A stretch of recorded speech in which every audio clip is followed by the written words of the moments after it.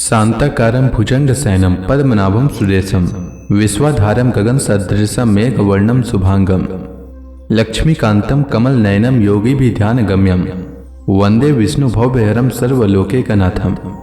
मंगलम भगवान विष्णु मंगलम गरुड़ध्वज मंगलम पुंडरीकाक्ष मंगलाय तनोहरि। ओम नमो भगवते वासुदेवाय। आज का दिन आप सभी के लिए मंगलमय हो। आइए सुनते हैं आश्विन मास कथा का 21वां अध्याय। उद्धव जी ने भगवान श्री कृष्ण से कहा, कमल नयन श्री कृष्ण, आप सर्वशक्तिमान हैं। आपकी आज्ञा ही वेद है। उसमें कुछ कर्मों को करने की विधि है और कुछ के करने का निषेध है। यह विधि निषेध कर्मों के गुण और दोष की परीक्षा करके ही तो होता है। वर्णाश्रम भेद, प्रतिलोम और अनुलोम रूप वर्ण संकर, कर्मों के उपयुक्त और अनुपयुक्त द्रव्य, देश, आयु और काल तथा स्वर्ग और नरक के भेद का बोध भी वेदों से ही होता है। इसमें संदेह नहीं कि आपकी वाणी ही वेद है, परंतु उसमें विधि निषेध ही तो भरा पड़ा है।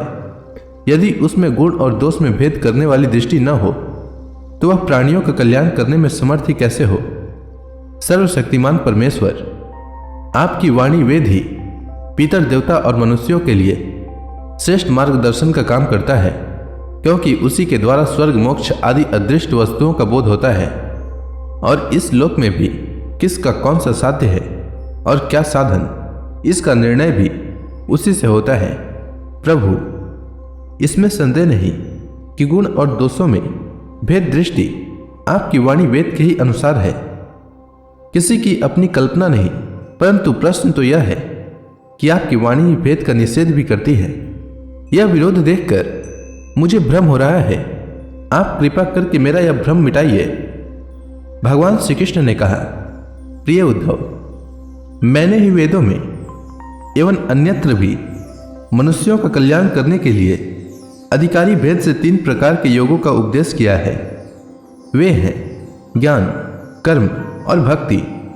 मनुष्य के परम कल्याण के लिए इनके अतिरिक्त और कोई उपाय कहीं नहीं है। उद्धव जी, जो लोग कर्मों तथा उनके फलों से विरक्त हो गए हैं और उनका त्याग कर चुके हैं, वे ज्ञान योग के अधिकारी हैं।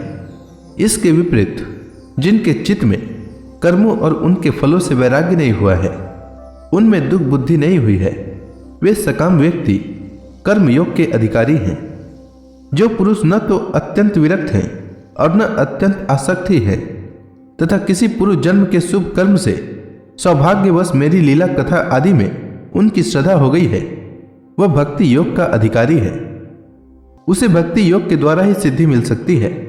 कर्म के संबंध में जितने भी विधि निषेध है, उनके अनुसार तभी तक कर्म करना चाहिए जब तक कर्म में जगत और उससे प्राप्त होने वाले स्वर्गादि सुखों से वैराग्य न हो जाए, अथवा जब तक मेरी लीला कथा के श्रवण कीर्तन आदि में श्रद्धा न हो जाए।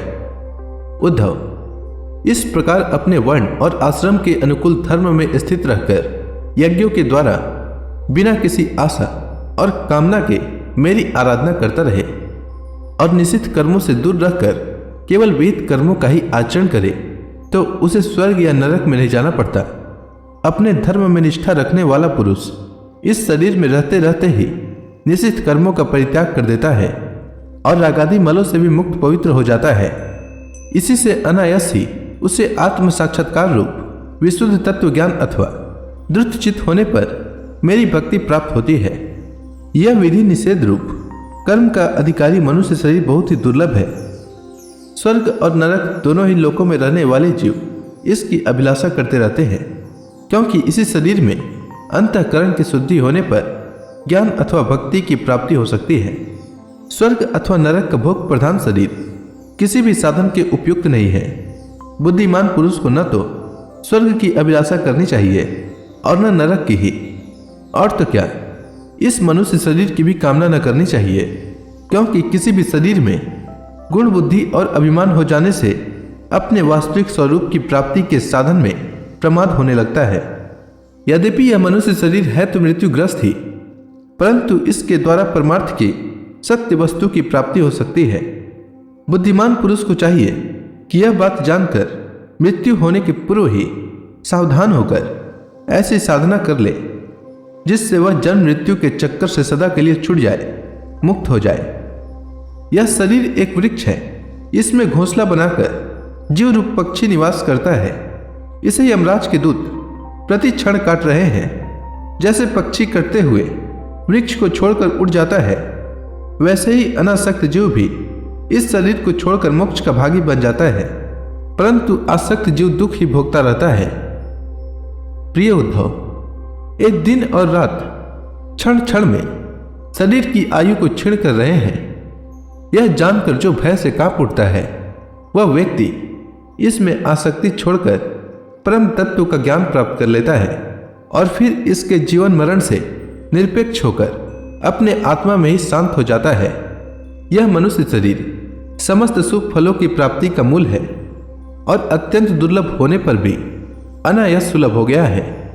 इस संसार सागर से पार जाने के लिए यह एक दृढ़ नौका है।